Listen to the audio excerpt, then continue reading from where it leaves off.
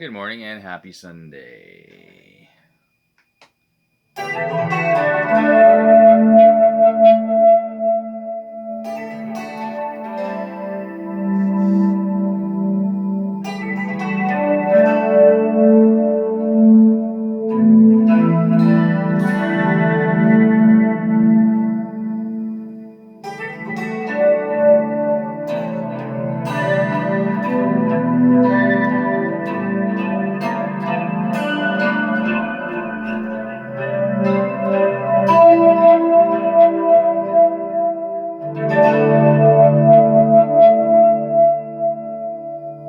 Sorry for the feedback. See, I'm convinced that the end of Over the Hills and Far Away by Led Zeppelin was some of the some of that sound, which was the double neck with a 12 string neck on, playing that part on the 6 string neck and hearing the 12 strings ring sympathetically to that. I tried my best, okay? I see people on YouTube with videos and they got the Mellotron doing it, and maybe that's true, but I think Pagey had that in there too. Anyhow, that's how that's how I think it was done. You Led Zeppelin people out there, you can cut me up on that one. I don't care. I don't care. Welcome your comments. Welcome your comments. Anyways, happy Sunday, everyone. Cheers. We are into a lot of snowy stuff in January, aren't we? Here's say hi to the Kiss Cup. Anyhow, Jimmy Page, 80 years old this week. 80 years old this week, yes. If you guys think there's going to be a Led Zeppelin reunion, I don't think so. I don't think so. 80-year-olds on stage. I don't know. I know these guys take care of themselves much better than some of the younger guys that are out there, but I don't think they're going to be doing it. I mean, if you saw Celebration Day, which was the live video of them at the O2 in the concert in the reunion concert when they had Jason Bonham play, they were tuning down. Like I saw it on YouTube and years ago, and I said, "Hey man, I'm gonna play along with that." So I pull out my guitar and I start playing and say, "Whoa, that's tuned low, man." Is Jimmy playing a bass? They were down. They were down low for the vocals. And Robert Plant's got a really great solo career that he's enjoying. So, I don't believe that when he diminished the fact that Led Zeppelin was only a 10-year band from like 69 to 1980 when John Bonham died. No, you can't just pass it off as a 10-year band. No, this was timeless music that's still going to stand up today, and it's going to be around for a long time. I grew up my high school. I used to call it Led Zeppelin High. And my friends from high school will know this. When we walked up to the art wing, there was a big picture, a big mural painted on the wall. Mike Stublajar, I believe, painted that. Well, of Robert Plant with the dove, it's like, I'm home. This is my school, It's Led Zeppelin High. And it's funny when my son and my daughter got totally into the Beatles in their younger years, and that's really how both of them became amazing songwriters, Kaylee and Jacob, just from listening to the Beatles. They thought that I was into the Beatles just as much as they were, because they knew everything. Like when the singles came out, they knew every track on every album, every song, and they listened to so much stuff. We took them out to so many classic albums, live Beatles things, and then I realized, I don't, as much as I love the Beatles, I wasn't totally into the Beatles as much as I was into Led Zeppelin. And I think that was mostly because of the guitar, mostly because Jimmy Page was just this phenomenal guitar player, and some people, I've seen some posts this week about how he wouldn't stand up today because of all the precision and all the you get the Instagram guys are precise, as much as you can be precise on a video. I don't always believe that the videos are live playing. I always do, when I do my videos, it's all live playing. So if you hear the mistakes, that's why they're in there. I want you to know it's live. As Bonamassa says, mistakes are free. But I think yeah, he was Well, some people might have said he was a sloppy player. I think he was a phenomenal player. Just the guitar army of how he recorded guitars, like Achilles' Last Stand is a good example. Stairway to Heaven, Over the Hills, just what you heard just now. Incredible. And, he was the first guy we really, really saw play one of these and said, hey, that's the coolest look ever, And one of and the coolest look for that guitar too, I mean, he kind of made the Les Paul Sunburst what it is today. Sorry, Slash, but he did it first. But anyways, cheers to Jimmy Page, an innovator. I'm not sure what he does these days. He doesn't really need to do anything.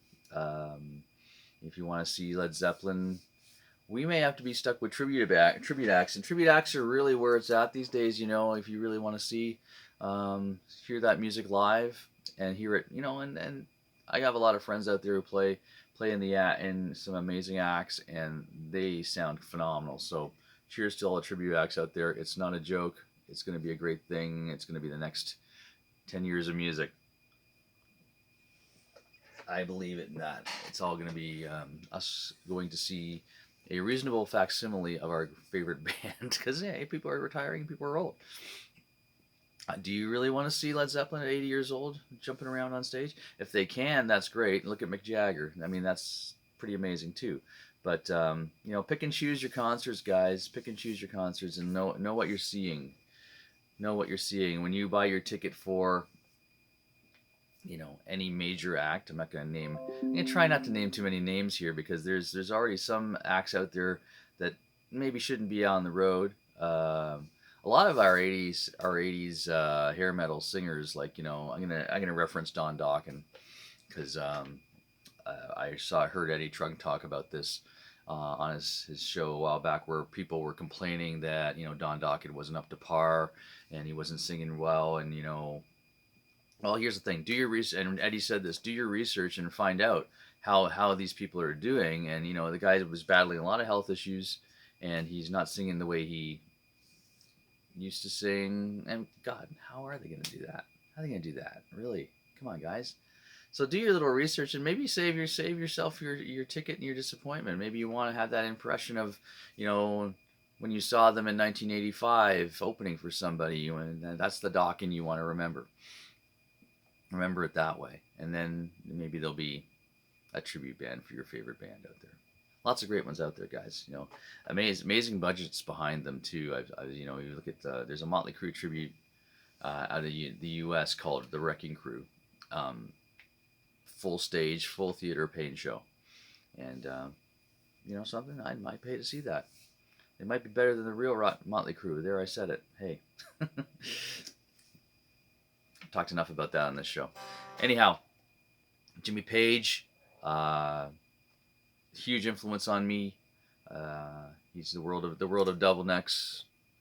Of course, I loved a lot of the other double neck guys like Rick Emmett and Alex Lifeson and Steve Howe, but he was the first guy that made it really look cool. Other than those guys, the country guys in the '60s who had the double necks and that too. Not exactly the coolest. Jimmy was the coolest with the dragon suit and everything else. Just ask Greta Van Fleet how cool he is. Oh man. Anyways, it's winter, eh? Cold out there. All of a sudden, surprise. I had a really mixed emotional gig on Friday night where I opened for the Trews. Oh, I didn't, but Jacob, my son, did. I'm just his sideman who plays guitar and sings behind him, but Jacob opened for the Trews, huge gig. Special thanks to Jamie Stevens of the Rope Factory and of Crewfest. He puts together Crewfest, our big concert here in Brantford every summer.